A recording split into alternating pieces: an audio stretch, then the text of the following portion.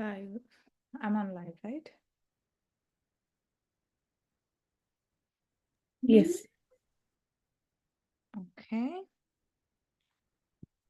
Hello, everyone. I'm happy that we are back again with further chapters in Rukmini, The Turning of Time, Dawn of Anara. I'm sorry I missed last week due to some um, busy schedule. So I'm here back again with blessings of Mata in front of you to continue with further chapters. The chapter that we are going to continue is from chapter 12. Let's see how much chapters we could finish off in this session. If you all remember, from the past, I have completed until chapter 11, and our last chapter was a beautiful one, which is the marriage of Subhadra. And we all know who Subhadra is, how she ended up marrying Arjuna, and about Subhadra's past life as well, and her dedication to Mata, and the gratitude that Mata and Sri Krishna felt for taking for Subhadra for taking care of Sita Mata in Ravana's exile during her exile to Lanka. So we all have seen that, and Sri Krishna's heartfelt gratitude towards her and the position that he gave to Subhadra for taking care of his wife. Now we will continue with another chapter. All the stories are being narrated to Amba and Sujata by Anjali. You all know who Anjali is, right? Anjali is an immediate aide to Rukmini Mata, and she shares a lot of connection and important space along with Rukmini Mata. Uh, and all these stories from past have been narrated by Anjali, and we Amba and Sujata couldn't find Anjali with so much of free time. But whenever they find Anjali with so much of free time, they would make her sit and request her to narrate them more stories regarding Mata and all the stories that she know about the people that are surrounded by Mata. So now the story continues. They were still sitting in that garden before the temple, Parvati Mata temple, and they were continuing with another story. That marriage with Subhadra, Subhadra's story has ended, and the next story is Anjali, Anjali's tale. Who is Anjali? How did she end up coming to Mata? And how did she end up serving Mata in this life? They were so excited. They've been listening to all the stories around all the stories of people around Mata. But what about Anjali? What we have to know her, right? And this is an important fact, friends, because um, if you listen to Anjali's story, there will be a lot of connections that we can make from our lives too. And the evolution of Anjali, almost we can relate ourselves to evolution of Anjali's lives. I'll narrate that story to you. And after that, they were actually looking at Kashini and Ishan playing with each other, and Kashini was almost 12, and although Ishan was few years younger to Kashini, but they were like of same height with each other. Amba and Sujata were observing that, and they were talking with each other. Amba and Sujata were talking with each other, saying that um,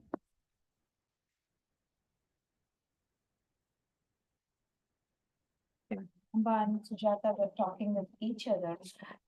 Again, Amba visited Sujata, and they were talking with each other, and they were talking with about their kids. Kashini was getting along with Ishan so closely, and Sujata was like little surprised by that. But and then Amba initiated this discussion with Sujata, saying that Kashini did already reveal that confirm. reveal and confirm that she is only going to marry Ishan and none other in her life. And Sujata was surprised by this decision, and because the thing is that Amba belongs to a prominent Kshatriya family, but Sujata was from Vaishya's family, and there was a discrimination in the caste even at that point of time in Dwapar Yuga too, and they cannot marry with each other, is what they were thinking. And how could and Sujata was telling Amba that. Uh, uh, Amba, your friendship, your family's friendship is most important to us. It's not, we are not expecting much more than that. You shouldn't let Kashini think about that. You have to stop letting her stop think that. And then Amba was telling that this is not coming from me, Sujata, this is coming from Kashini herself. Kashini has certain abilities, is what Amba was telling Sujata. And then Sujata was telling that what kind of abilities was it? You mean some sort of seer kind of thing? Is what she was asking. I mean, yeah, Amba was telling that, yeah, Kashini was able to foresee the future and she could reveal some things to me. But whenever she is in the presence of her father or her family, she wouldn't reveal a bit anything. But when she will make sure that there will be no one around her, and then she will actually reveal only the things to mother. uh, the only place where she can be herself is this women's quarters. That's why whenever there is a time, Amba would really make some time and then bring Kashini to spend some time in this women's quarters. See, listen, friends. This is where we kind of relate. We can relate parenting, right? So Kashini was never herself when she was with her family, like her father, her brothers. There are a lot of people in her house, but she was never herself in her family, around her family. But when she was in the women's quarters or when she was alone with her mother, her abilities, which she was born with, right? It used to explode. It used to increase. But why was she not able to increase her abilities, show up her abilities during her family? Because she was scared. She was suppressed. She was being told that she was an ordinary child, even though she was extraordinary. Every kid is an extraordinary. Every kid has her or their own abilities, but we parents are making them suppress that they don't know this, they don't know that, you don't know this, you don't know that. Stop doing that, stop doing this, stop doing this. So we all say that, right? And their abilities get suppressed over the period of time. I can totally relate to Kashini's life too. I've seen many kids saying that they've had so many abilities from the childhood itself, where they were being suppressed by the parents, thinking that they were a normal child, and eventually they lose their abilities in future, right? And I really appreciate Amba taking some time, recognizing her daughter's abilities. At least she was there for her, right? In some cases, both mother and father would be like, they would suppress the kids, but here in this case, Amba was not such kind to suppress her daughter's abilities. She was finding some opportunities where she could enlighten herself. She could explore on different things. She was creating some space and around her to explore her abilities. That's the benefit that Kashini has. So Amba was bringing her whenever the time permits to women's quarters, and in the presence of Mata. I mean, Mata doesn't have to be there, but her aura is still residing in this women's quarters, right? So with that aura, she's exploring herself and enlightening herself along with Isha. So she somehow know that she was she. is marrying Ishan. She will marry Ishan, and then they will get along with each other, and that was intention cooking up in their minds. And yeah, at this point of time, you can ask me, is that correct? But they she has certain abilities that where she can foresee the future, and she's reading the heart from inside. She has that particular capability where she can decide on her future. And they were these both ladies were talking with each other, and they were discussing about these things. And meanwhile, they were playing with each other, and Sujata was telling them that okay, there's still time. This is not the age. There's still time. We can talk about it later. And they were walking in the garden, and suddenly they saw Anjali coming their way, and then they are and whenever they see Anjali, they would find time and request her to narrate them some stories. Now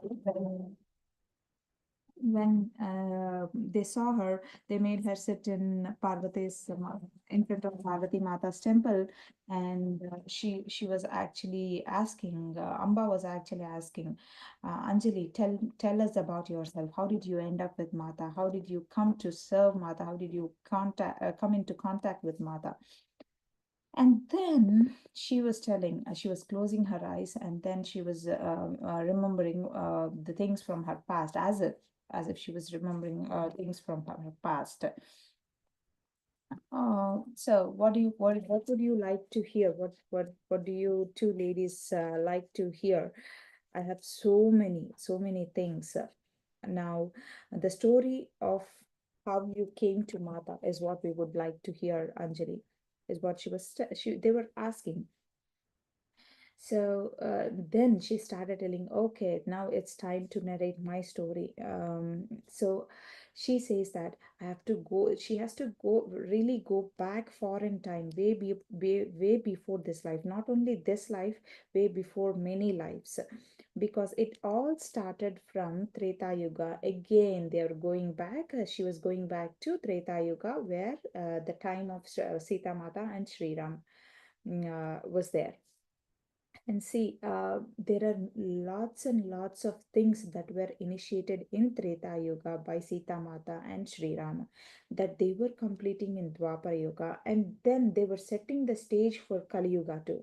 So we have to realize this importance, how they have this Mata and I would generally say refer to them as mom and dad, how they have set the ground for their children to further flourish.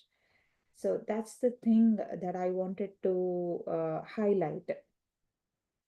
We could actually go through this Sita Inam, the untold story of Sita, and think that the things were finished over there. But when you read this book, there were you can realize that there were lot of things that were initiated, lot of lives and lot of incidents that have been initiated during that time, and they in this life they have come particularly to finish those help them finish those initiations or things.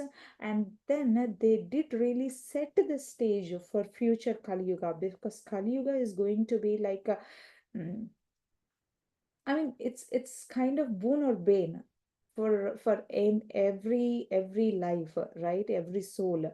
But they did make sure that okay, we are there for you. Go flourish, explore, and be on a right path and come back. I'm here. We are here. Is what they have promised us. That's what I understood by looking at their actions. So. In it again, Anjali did go back to Sita Mata's time, and then she was actually closing the eyes and trying to remember those things from past. She was an young aspiring yogini. You know what young aspiring yogini is? She is a female practitioner of yoga meditation. And look at this, friends. We all. I mean, today we have all these titles. yoga practitioner, female practitioner, male practitioner, all these things. It was there in the past, but the names were different. So she was a female practitioner of yoga and meditation. So then a student, she was a student of Sage Maitreyi. So, you all know who Sage Maitreyi is. She is one of the two wives of Sage Yajnavalkya. Uh, so, people who read Sita Ainam, they might know these sages, Sage Yajnavalkya and Sage Maitreyi. They were in in the mm, in the court of Janaka Maharaja. So who is Janaka Maharaja? He is the father of Sita Mata. So he used to love sages a lot. He used to honor sages a lot. In his time, he used to organize spiritual discussions in his families. The more importance and weightage was given to spiritual discourse by Janaka Maharaja. That's why there will be lots and lots of sages around Janaka Maharaja's kingdom. Uh, and that's Sri Ayodhya is far different. They weighed more power they weighed more importance on the expansion of power as well as the spirituality. But Janaka Maharaja's importance was mostly on the spirituality. That's why these two kingdoms were united together with these two mighty forces. And the cultures has been exchanged, and the further flourishing of cultures has been taken place from Ayodhya, because the Shakti has been entered from Videha to Ayodhya. So, Sage Yajnavalkya was the important one in the court of Janaka Maharaja from Videha kingdom. Sita Mata was especially fond of. Sita Mata's teacher was Gargi Mata. She used to love Gargi Mata a lot, and she used to engage in that spiritual course from Sita, from Untold Story of Sita. But she also loves lots and lots of sages in and around Janaka Maharaja's kingdom. And it's not only about Janaka Maharaja kingdom. Wherever there were sages, she used to respect them. She used to learn from them. She used to educate them as well. I mean, people know, even if they are sages, it's not like they know everything. Sita Mata was there to enlighten them, to explore in their path. So, one such sage whom she was fond of is the sage Maitreyi. Sage Maitreyi was Yajnavalkya's one of the two wives. Yajnavalkya has two wives. So Sage Maitreyi is one among them. So as Sita Mata grew older, she used to engage in deep philosophical discussions with her, with the sage Maitreyi. And so it was after Sita Mata left for Ayodhya that Anjali at that point of time, she couldn't find more time with her Guruji, is Sage Maitreyi. So after Sita Mata left to Ayodhya, she could actually able to spend some time with Sage Maitreyi, and used to learn from her. Uh, at this point of time, after Sita Mata left, she was only taking women students. Because when she was younger, Sage Maitri, when she was younger, she took in male students as well. But there has been an unfortunate experience with one of the men. So she was only restricting for the women practitioners or women students. And from that time onwards, she limited herself taking only women students. This is about Sage Maitreyi. So this Anjali was even female then, and then she was able to get into that group of Sage Maitreyi's group. Uh, before Janaka Maharaja, I mean before Sita Mata did actually go to Ayodhya, Janaka Maharaja organized a spiritual discourse in his region and invited all the sages and the surroundings. I mean the rajas that were surrounded in her kingdom who took a great interest on spirituality. He invited them also to this spiritual discourse. And then there were some kings who attended who attended that discourse, and there was one raja one king who was actually present in that spiritual discourse, and he particularly was fascinated by the words of sage Maitreyi, because she was very talented. She was very talented in the sense she was actually able to discriminate between the reality and the spirituality. So that's how he was fascinated. That's how her spiritual discourse was.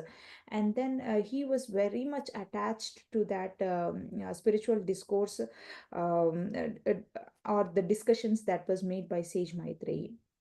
And this particular king, he approached Sage Maitreyi and said that and asked her to accept him as her disciple. But Sage Maitreyi, you all know, I already said that she was limiting herself to only the female students, right? She didn't actually accept this king as her disciple, and she directed that king to her husband, but this didn't actually satisfy him. He really wanted to, and his intentions were good though. There were no bad intentions. He actually wanted to be a disciple to that sage Maitreyi, and his intentions were really pure. But she was like, she had a principle. She was restricting. If she accepts him, there'll be a lot of men that will come after him, and then she had to have all the explanations. And if she gets into trouble again, her spirituality will come down again, right? So she had that limitation set up, and then she kept discarding him. No, you have to return back to your kingdom. You have to return back to him. Go take care of your people. This is not the time for you. You have responsibility, because he was a king at that point of time, and he had a family. He had things to take care of. He was responsible for some things. Now you can't come like this, Raja, is what Sage Maitreyi tried telling him again and again. He came back, insisting her to accept him as her disciple. So she politely rejected him. She asked him, she educated him to go back to his kingdom, to take care of the responsibilities that he has. But in vain. What happened? He was like, no, I'm not going to go back. You have to accept me, is what his strong determination was. So he seeking to escape him. He had Sage Maitreyi. He was like literally fed up. She wants to escape him, and then she took few of her students to remote areas for weeks and months, hoping that this would discourage that king to fall after her. Now, but his determination was even more strong than Sage Maitreyi's determination. Like, he kept following her, and then he wherever he was finding her. And friends, I would like to again highlight that his intentions are pure, and Sage Maitreyi's intentions were also pure, but there were some limitations that they have in their lives, which they were trying to actually see who will win.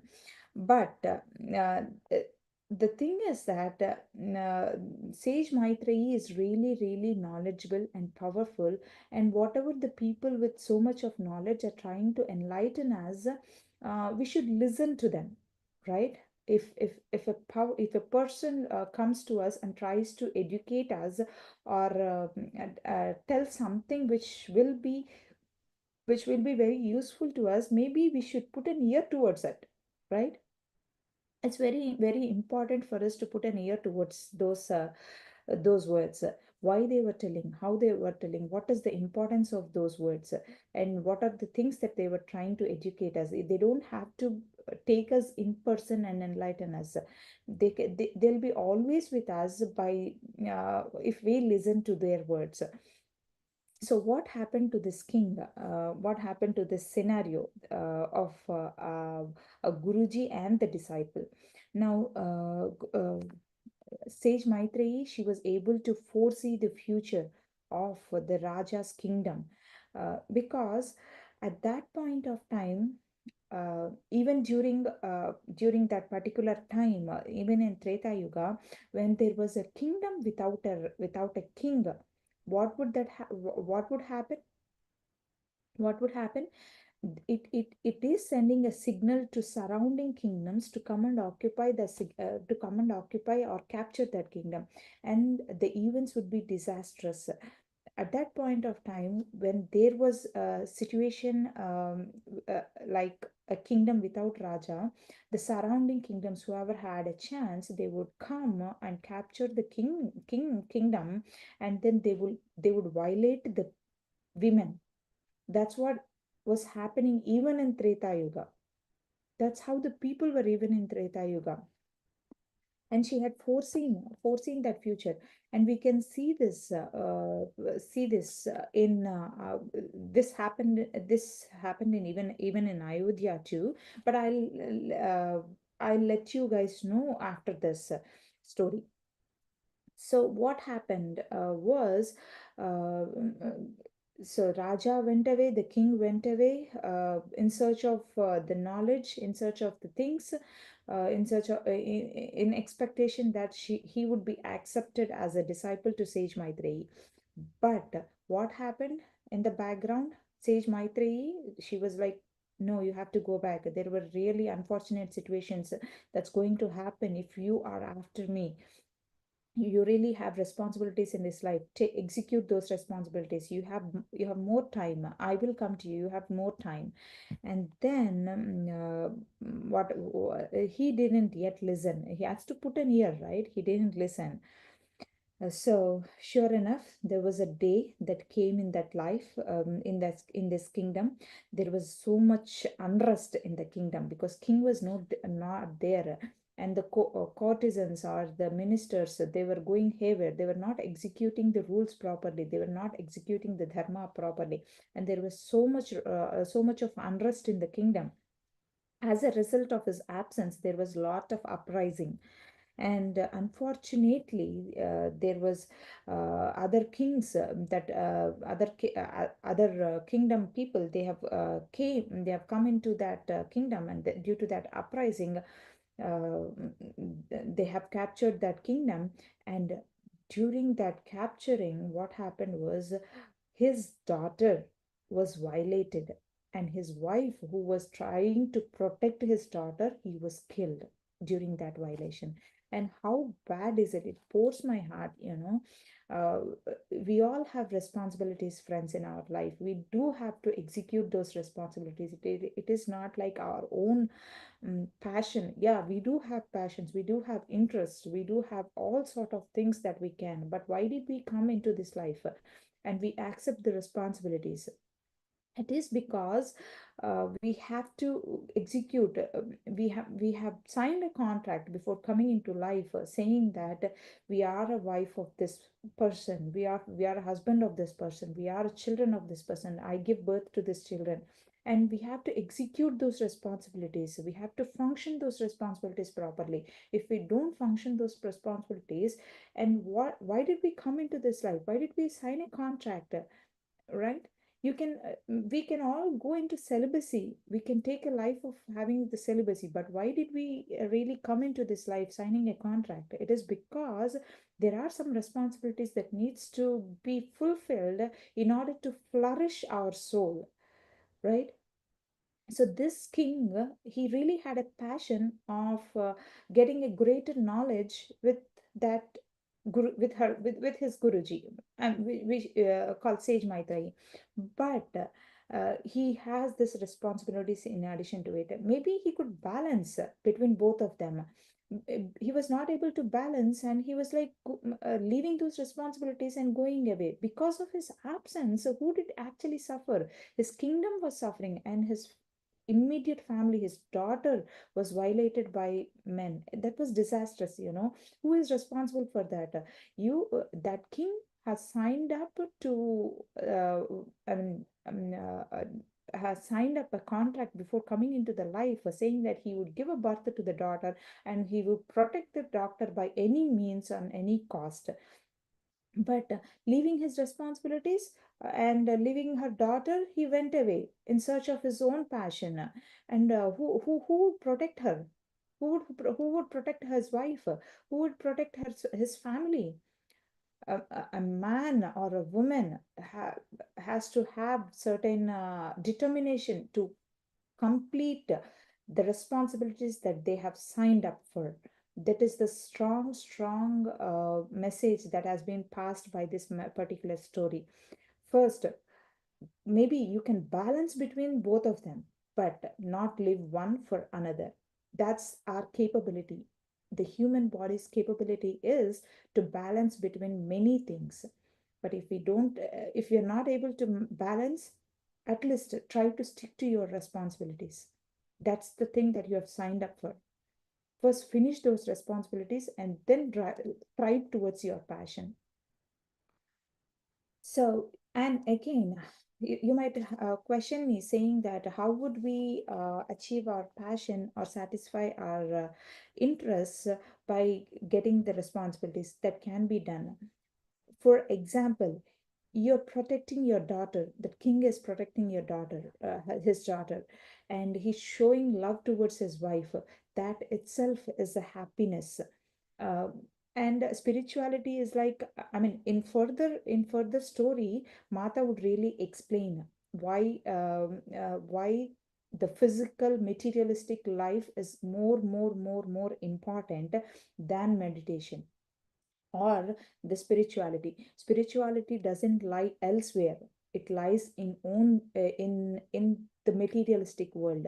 How well you can balance the materialistic world, how well you can be attached yet detached, is what the real meditation is. Mata did emphasis on this point.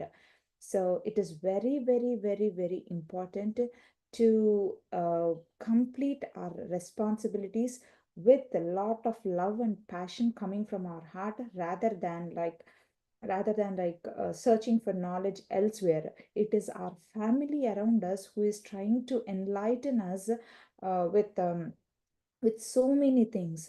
Even if the trifling fights that you have between brother and sister, my kids, why put something on else, someone else, I'll put it on my family. So my kids, boy and girl, they used to fight with each other. Sometimes my girl will be very hyper, and then sometimes my boy will be hyper. They learn from each other during those fights. I mean, that itself is a spirituality. I understand.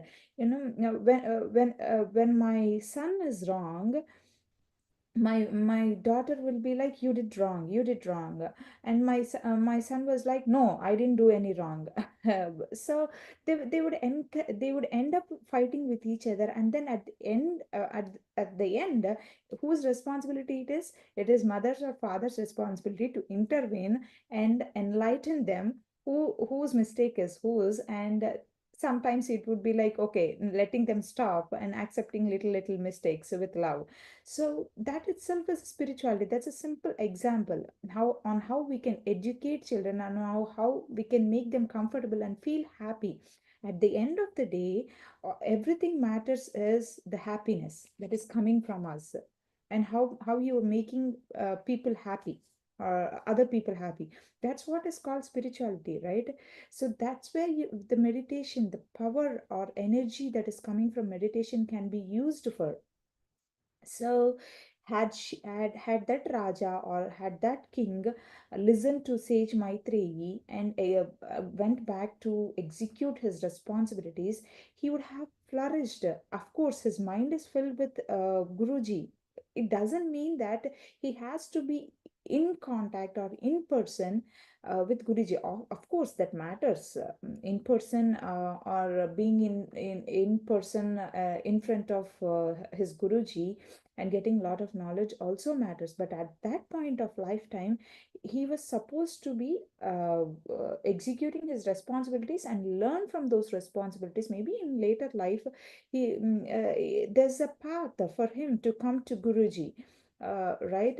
And he can learn a lot of things, and Guruji will definitely help him in flourishing his in his life and learning more from his life.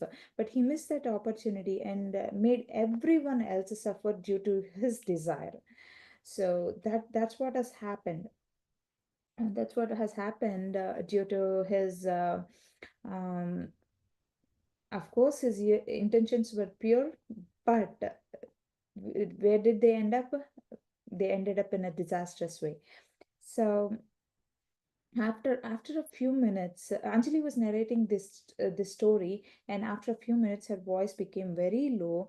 And so after, she was actually listening to Guruji, and then she was very much upset of what Guruji was going through. And of course they will blame Guruji too, right? Guruji had this heart because this heart pouring thing, because he was after me, and then he lost his kingdom, and lot of people have suffered because of he falling after me. That was the thing that Guruji was also feeling. And seeing these things, this particular lady, I mean Anjali, in that life, he was very much attached to Guruji. And then he went to Raja, and then said that out of his curiosity, out of her curiosity. And um, so he felt even so Guruji was also feeling partially responsible for what all happened during that uprising in his kingdom. And he finally what happened was, she took that pain, Anjali took her with that pain on her, and then she went to Raja and then said that, calling all the fruits of meditation, she what did she do? She cursed that Raja. You heard it right. She cursed that Raja, saying that in the future life, he would be the cause of and have to witness the killing of his mother. So, what is the curse? I would repeat that curse again. He would be the cause of and have to witness the killing of his mother. Why did he do that? Why did she give that curse? She was actually thinking of that uh, daughter, what that daughter has gone through, the king's daughter. She was being violated, and the mother who came to protect her, she was being killed in front of the daughter, in front of the eyes of the daughter. She was imagining that pain, and she took that pain on her. And then she cursed that Raja, saying that you actually have to go through this, and you have to witness the killing of your mother, is what she cursed. um, and then what happened? She suddenly realized that, okay, she whatever the curse, the person who cursed, I mean, the person who just released the curse would act on that particular person, but instead be it will affect the cursed person too. So she would also have to suffer that curse. The person who delivered that curse has also to suffer that curse. So the thing is, uh, and then the Guruji appeared in front of them and said that, Anjali, you do not have control of your anger. Is this what I taught you? Is this you? So this king was not in front of me. He was falling after me. He had lost his senses. He has lost his things. That is one particular kind of thing. You are in front of me. You are taking a direct coaching from me. You're taking that knowledge directly from me. But why have you lost your senses? Why have you been subjected to this anger? Is this what I taught you? Is this what I taught you? She was asking these questions, and this seems right? why why did she this all this ruckus was happening, and then Guruji was feeling sad, she was feeling sad, king was feeling sad, and why did this lady Anjali come in between, and then she took the pain in her heart, and then she delivered the curse.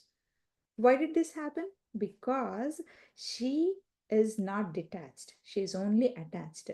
Even though Guruji was like enlightening her, she is really attached to the situation. She do not have that detachment yet, and she is subjected to that anger. She took that pain.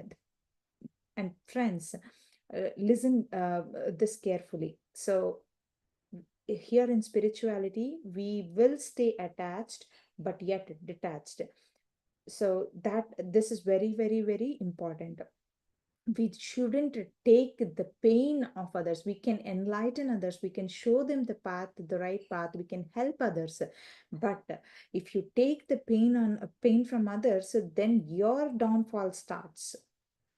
It is very important for us to stand on our place and then educate others. That is very important.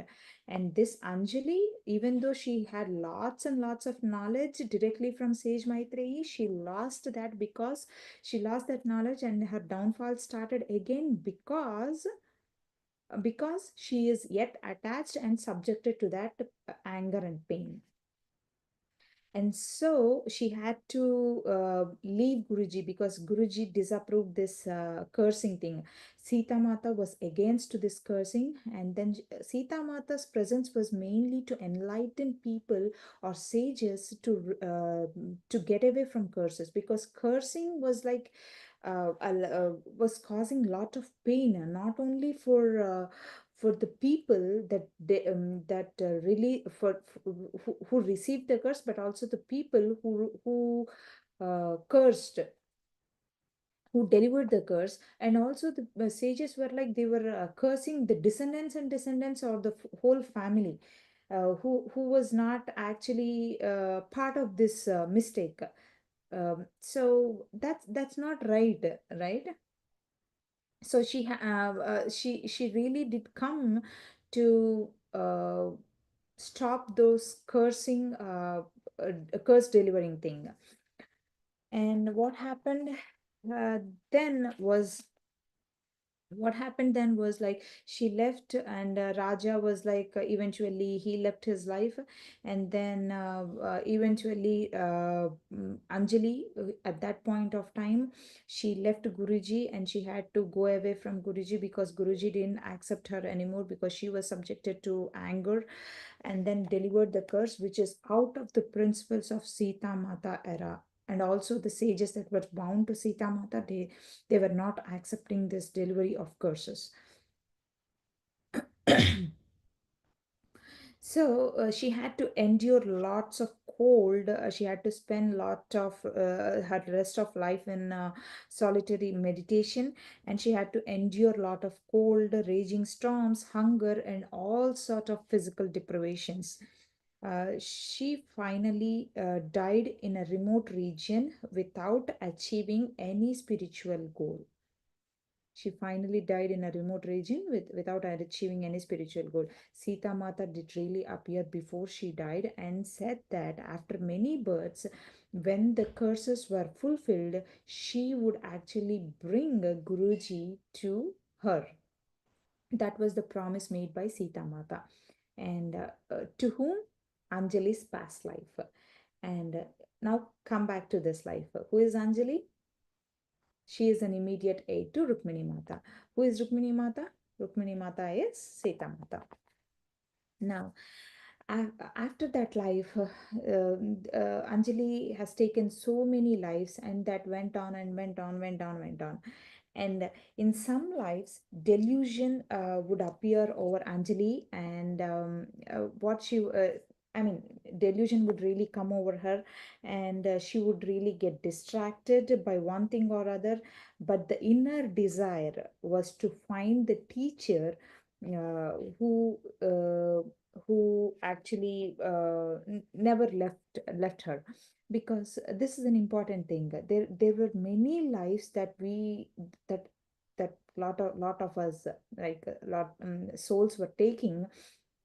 But what really happens is, like, somehow or other we would get distracted by lots and lots of delusions. We commit for some things, even in present life, we commit for some things. We think that, okay, I have this commitment, I have to commit this. But somehow there'll be some distractions in between, and we get away with those distractions, leaving that main point of goal. Such was kind of the human life. There will be lot. I mean, in one thing I would say that it is Maya, or the maskings that will cover us when we take this birth of human life, and then we would really get away with those masks in front of us, getting distracted from our main purpose of goal. We commit for something and come into this human life, but we actually deviate and get distracted by the distractions or delusions that comes to us. Such was the things that happened to Anjali too. She got distractions, and she got lot of delusions, and then uh, that accumulated lot of karmic patterns, and she had to take lots and lots of lives to fill those karmic patterns too, right? And finally she was born in Matsya kingdom. And at the young age itself, she was really aspiring to meet the teacher of for her for her. And then she wanted to go in search of teacher, but her father really didn't agree this. And she was scheduled, or scheduled a marriage with someone else in their kingdom. And then, hearing this, she ran away from her home in search of the teacher. And she actually settled. She was settled in the deserted place, and then built a shelter for her in the deserted place, like a forest or so, with lot of trees, and near to the nature. It's kind of a sparse hut, and wrapped herself in some old clothing. And she didn't actually know how to meditate, but from her past life, all that came within her. And then she started meditating herself. So she eventually entered into an intense period of tapasya, which is called as meditation.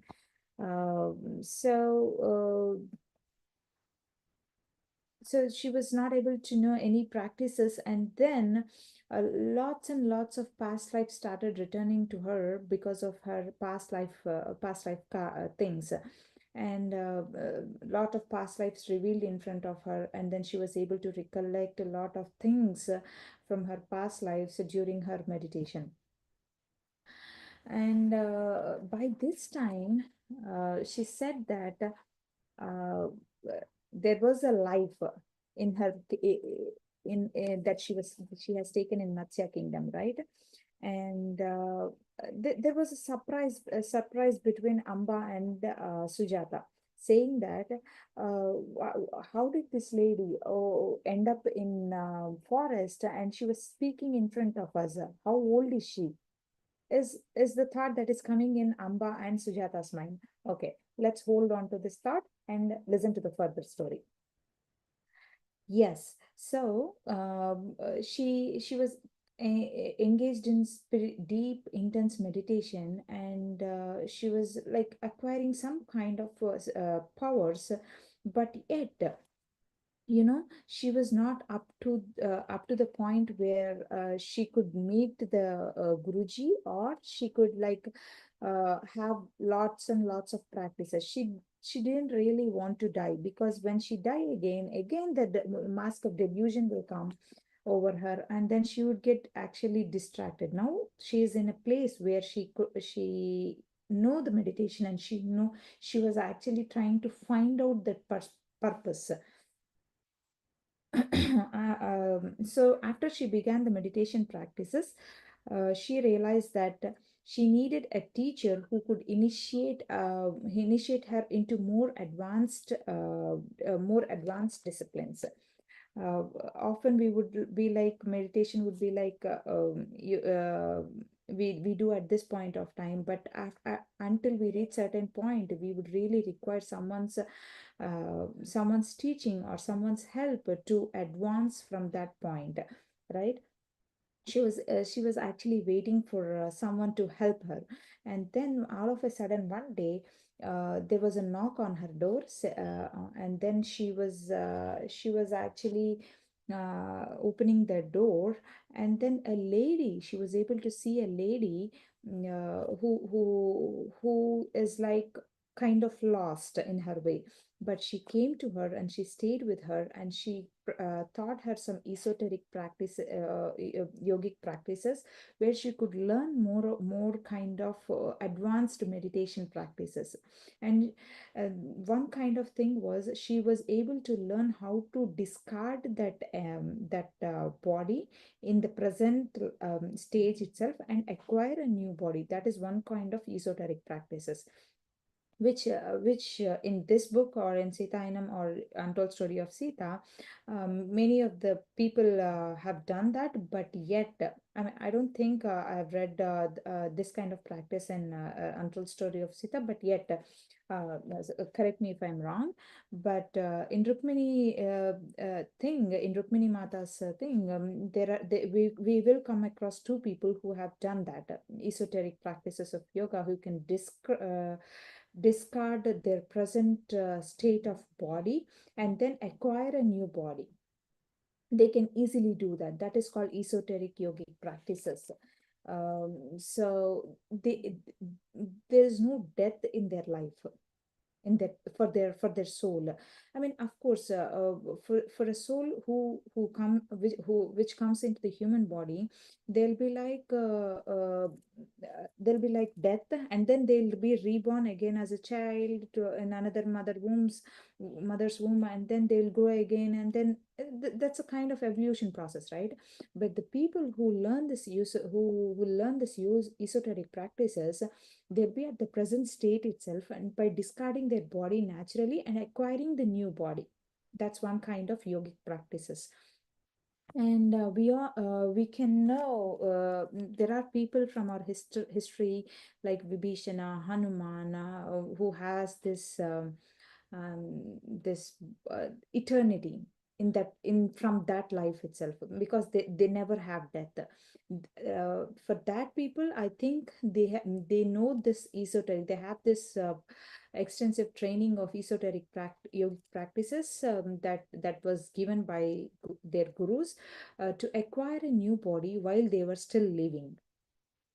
So now Anjali has that boon too, and she was taught this esoteric practices to acquire a new body. And there were many sages in our ancient India as well, and across the world, which whom we do not know, but yet has this capability of discarding their body with the present state itself, and then acquiring the new body and attaining that eternity with that present life itself, with that particular life itself, not the new life again. So that lady taught Anjali on how to renew the body and make it young again. So this is the esoteric practice. So her body was quite old, and she had not yet achieved her life's goal, and she was actually determined not to go through the process of death and rebirth, of forgetting and remembering again.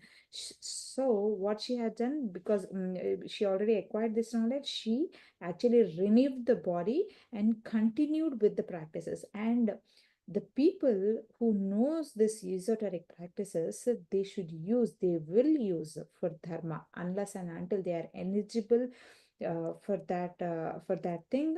People, gurujis or higher selves won't give these practices to them, because what if they know this practice and then they use it for wrongdoing and destroy the world. That's not how it's going to happen. Those people won't be given these capabilities. people who are eligible and knows that who will be beneficial for the human kingdom or animal kingdom or this entire universe will only be given those practices, and it's not revealed elsewhere in the ancient scriptures as well, because that should be carefully practiced and carefully given to only eligible people. And who discriminates or who determines, who decides those eligibility is none other than Rukmini Mata. I mean, our Mata. I wouldn't say Rukmini Mata or Sita Mata. Mata knows who is eligible for what and who is capable of what, right? So she has given Anjali that thing, and that old lady is none other than once again the old lady thought everything, and suddenly after a period of time she was disappeared. She was searching for her elsewhere outside of the hut and from the distance around her, but she was nowhere found. And then she left suddenly one day. And after she continued practicing, she acquired a new body, and then she continued with the meditation practices. And then after a few days, there was a knock on her door again. And then when she opened the door, she saw that she saw a splendid woman who was dressed up with a beautiful attire like a princess, right? And then at first she thought that she was like she was lost, and then what happened was she was actually trying to find out what is the nearest kingdom, and has she been lost from her troop, is what Anjali was thinking. But she actually was asking her to join her. That lady was actually asking her to join her and come along with her. And then Anjali was telling her that no, actually I'm an old woman, and then I couldn't actually join you. She so I couldn't actually join you. And then this lady who came in front of her, she actually left. Okay, one day you will have to, if I leave now, you will have to come and search in search of me and find me, is what she was telling. And with those words, she walked away and disappeared into the air. Realizing that she was not an ordinary woman, she searched for her everywhere and the nearby the forest and also the nearby cities. And then she went in search of her into deeper cities as well. But as soon as she reached Dwaraka, and she was thinking of all sorts of celestial devis. Is it like Indrani Devi or the wife of Indradev? All these sorts of things were coming into her brain, but yet she kept on searching for that lady. And then when she searched for that lady, she ended up in Dwaraka. She ended up in Dwaraka. Give me 1 minute.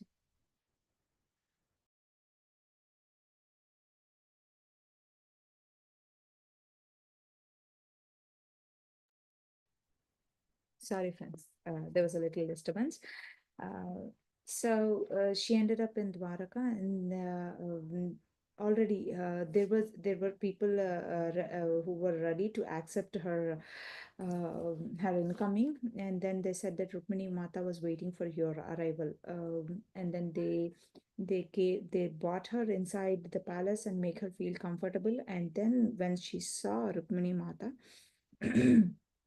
Rukmini Mata, and then whenever she saw that Rukmini Mata, she was able to realize that lady who came to her in her beautiful princess attire was none other than the Rukmini Mata. And then slowly she realized that and the old lady who came to her and then gave her the practice of esoteric practices was none other than the Mata herself. So that is how she ended up with Rukmini Mata. uh, and then why did she give? Because she could advance with her meditation practices. And now there's this thing called, once she advanced the meditation practices in meditation, what is the what is the purpose again?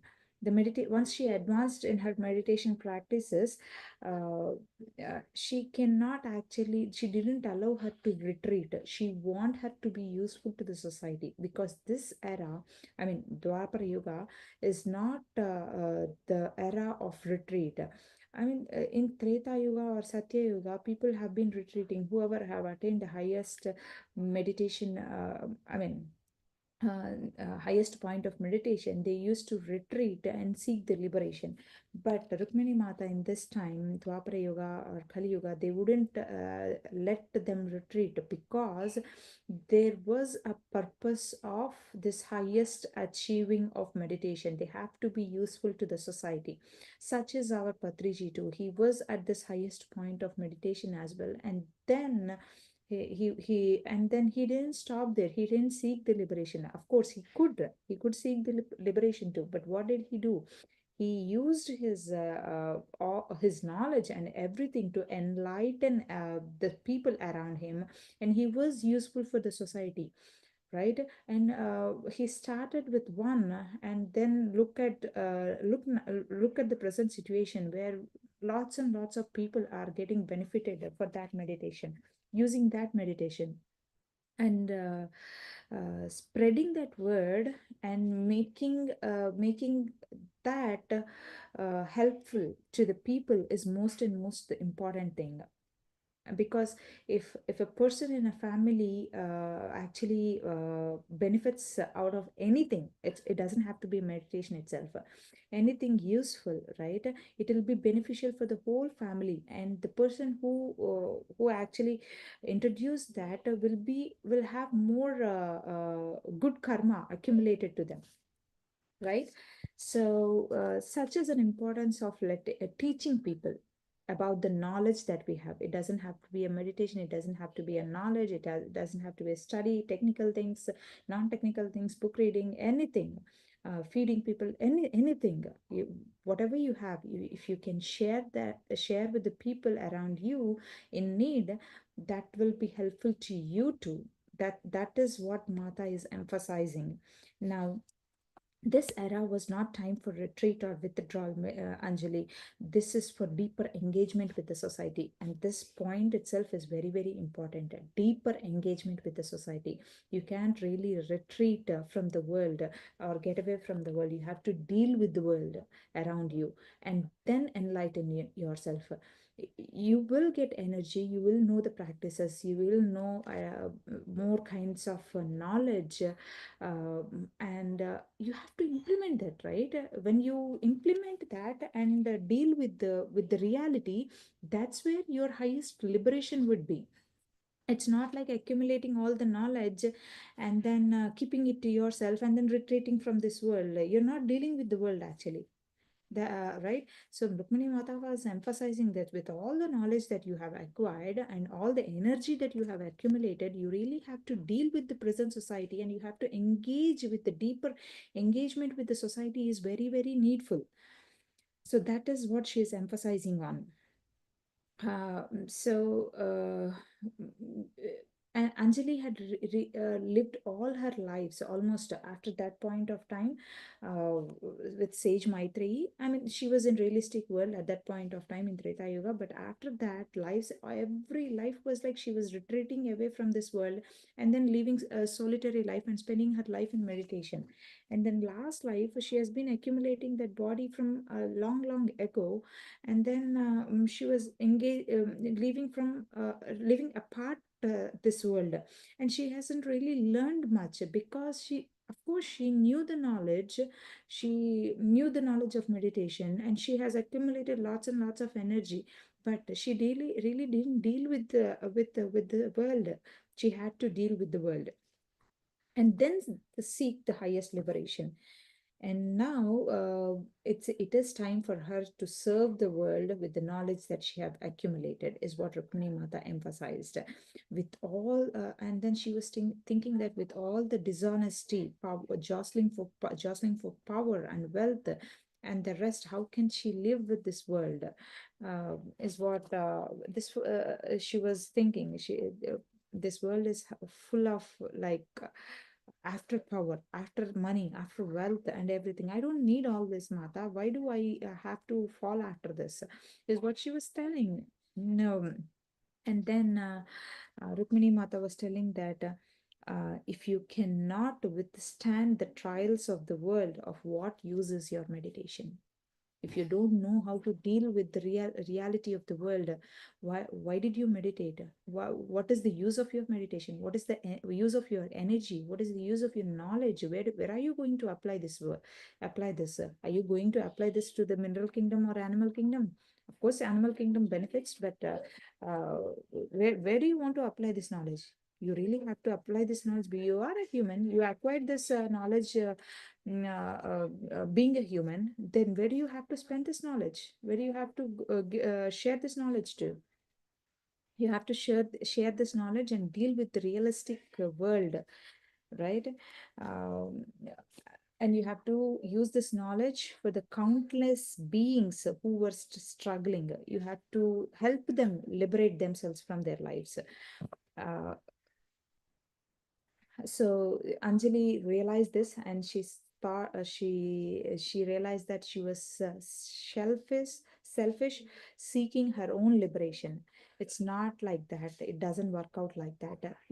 You have to seek your own liberation, and in addition to that, you have to help others seek their liberation too, enlighten themselves. Happiness in other people will also you'll also feel that happiness in you when people feel happy because of the things that you have done to them. That is the highest point of satisfaction, friends, for all of you, for all of us. When people get really benefited out of our knowledge, or out of our things that we are doing, the happiness that comes out of their minds and hearts is actually a blessing to you, and will actually feel that highest point of satisfaction. That is the happiness that lies in service, which is one of the guiding principle for PSSM too. So I really respect and honor that principle.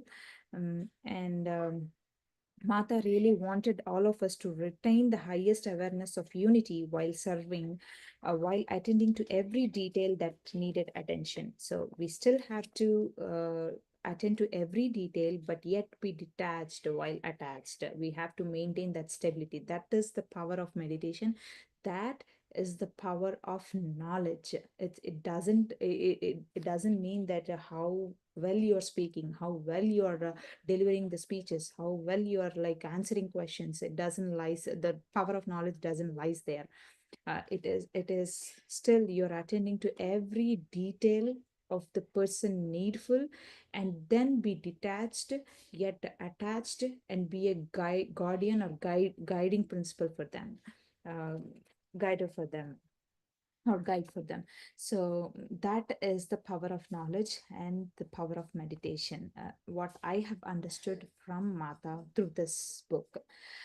So it's not only Anjali, it's all of us that who have to pay attention to this Mata's words on how we are learning from this book. This is the end of the chapter. End of this chapter for Anjali's tale, but there was lots and lots that we can learn from this story, because it is not only the Anjali that has been learning; it is me who was learning from Mata. It's you all who's learning from Mata, and whatever that is coming out of my mouth during this sessions, it is Mata. I've been asking her blessings to let her speak herself, and not my opinions, and everything is written from this book, and it's nothing is out of my own intentions or words, or the things. the way that I understood, that I hope I'm clear. I'm able to put it in proper sentences to make you all understand. So, with that being said, with blessings of Mata, I take leave for this present session, and we'll meet again in the next session.